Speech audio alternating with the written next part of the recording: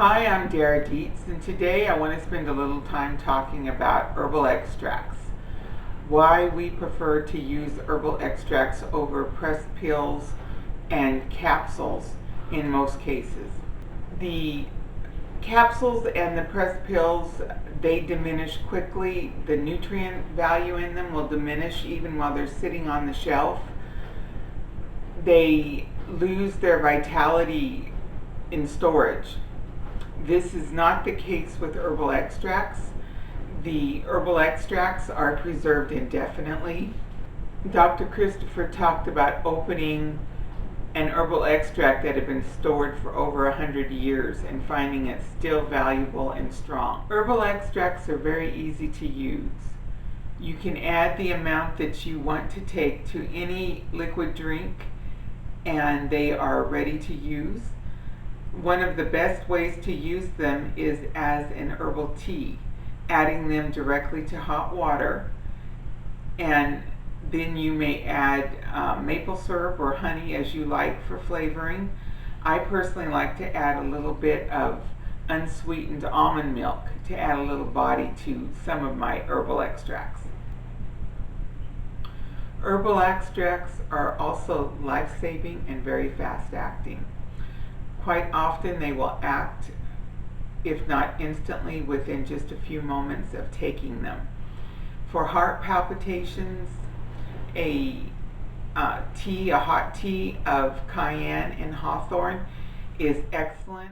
Dizzy spells, taking cayenne directly in the mouth. For dizziness, vertigo, any of those will end the episode within moments. Charley horses, asthmatic attacks, anything like that, lobelia is excellent and will work within moments to open the air passage and allow free breathing. For Charley horses, muscle spasms, 5-10 seconds and lobelia will have calmed the muscle spasm. A good digestive tonic will end heartburn within just a few moments. It's like a fire hose putting out the fire on the way down to the stomach using a good digestive tonic. These are just examples of how quickly and effectively extracts will work in an emergency situation. The question of alcohol consumption comes up quite often. Since many of our members and I myself prefer not to consume alcohol, this is easily dealt with. Alcohol is evaporated at around 170 degrees. Putting the tincture in the bottom of your cup and adding your boiling water or water from a hot water dispenser will evaporate the alcohol, thereby removing it from the tincture. Do not remove the alcohol before you are ready to use the tincture. Once it has been removed, then the nutrients can begin to dissipate because the preservative has been removed. But the alcohol does not need to be consumed. It can be removed. For those who do not mind taking in just a little bit, a half a teaspoon or a teaspoon of alcohol will just speed the herb into the system. But for those who prefer not to use it, it can be removed just by making a hot cup of tea out of your tincture. Another concern with using herbal extracts is how to dose it. Question I get quite often is what dosages to use. This will be determined by several different factors. One of the main ones and most constant one is your weight, your overall body mass. And an adult dose is figured at 150 pounds. If you weigh closer to 100 pounds, you may want to round it down to 2/3 the adult dose. If you are close to 120, 130, except for some of the formulas where you will want to be very specific with it, and we'll get into that in a little bit, which ones you would want to be more careful with, you'd probably want to just go ahead and round up to the adult dose and stay at 150. When dosing children and animals, just round their weight to the nearest 50 pound and that will normally suffice just fine. Okay, to figure the herbal extracts across the board, there is no set. It depends on the reason you're using the extract and what the extract is. What I'll do is I'll break it down into a couple of different categories. 3 different categories ought to cover the different extracts that are out there and the different ways to dose them and use them. The first one, and this is kind of a category all by itself, would be immune boosting. Echinacea is my favorite immune booster, and this one you would want to use generously. The adult dose is an ounce a day. The place to begin is an ounce a day, 4 days a week. And if you're dealing with major issues, major diseases, you may want to start at 6 days a week. Always take the Lord's Day off. Echinacea is a building. It sends a chemical command to your immune system to build more immune system. So in this one, it is putting a tax and a stress on the body to produce something. So you want to support it by using the nutrients and nutrition necessary to support the body in what it's building, and that, of course, would be carrot juice. Echinacea, if you're building an immune system or supporting getting rid of a major issue in your body and using the echinacea for that, you'd want to use about 32 ounces a day of carrot juice to support the nutrients needed for the work that the echinacea is asking the body to do.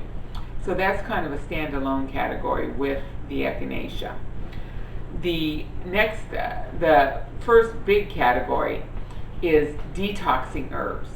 Now, detoxing herbs are ones that you want to be respectful of.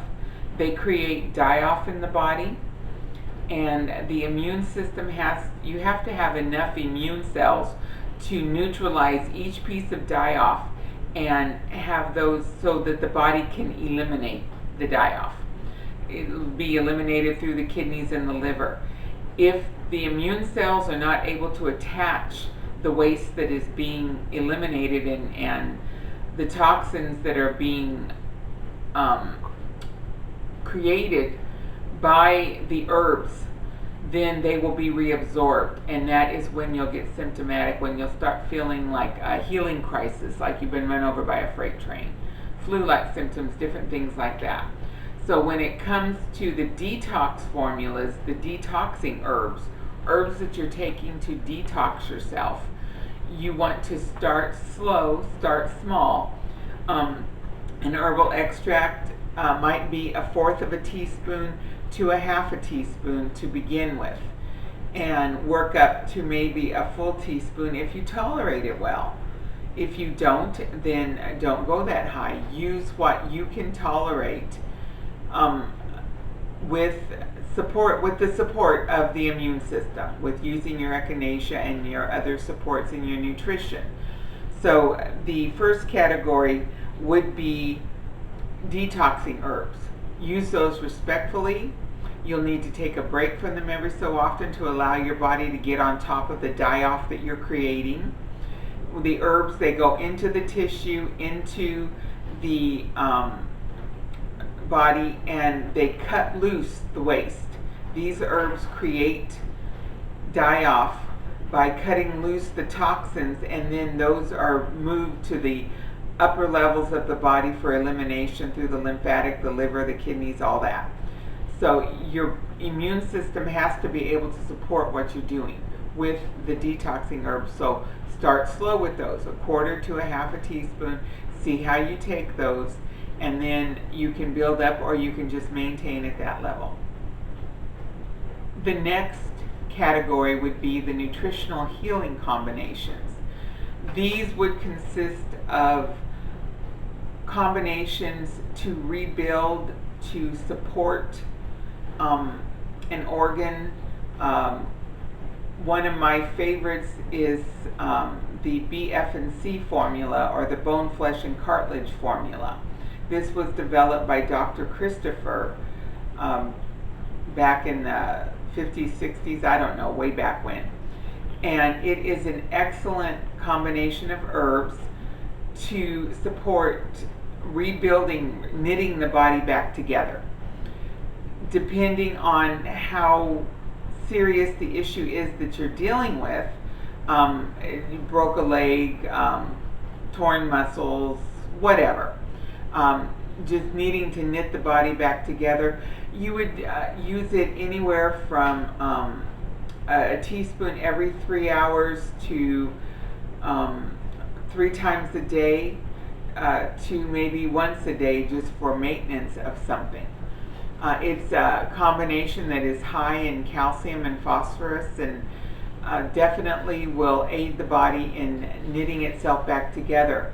There are quite a few different combinations of this sort that I've used over the years, and that continue to be very beneficial to anyone healing different areas of the body.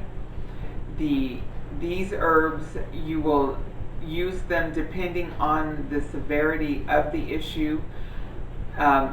Every 3 hours is an excellent dose, and that would be 5 times a day. When you're doing a dosing every 3 hours, the easiest way to remember that is 3, 6, 9, and 12.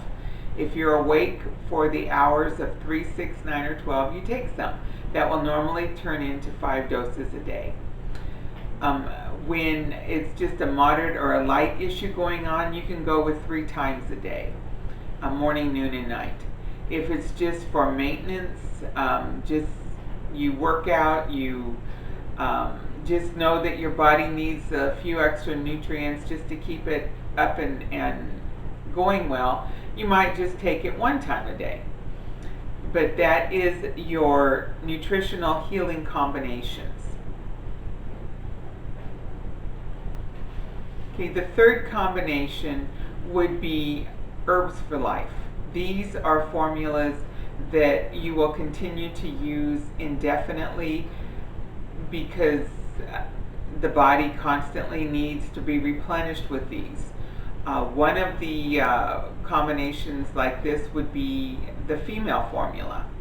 This formula supports the hormonal health of a woman and prevents premature aging, steadies the cycle, and basically just keeps the woman's hormones where they need to be.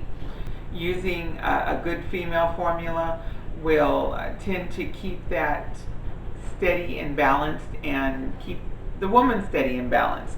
Other ones might be like a calcium formula, an herbal calcium formula, something that we use on a regular basis that our body is constantly calling for. A good calcium supplement would be something that you would want to use on a daily basis. A good kelp supplement.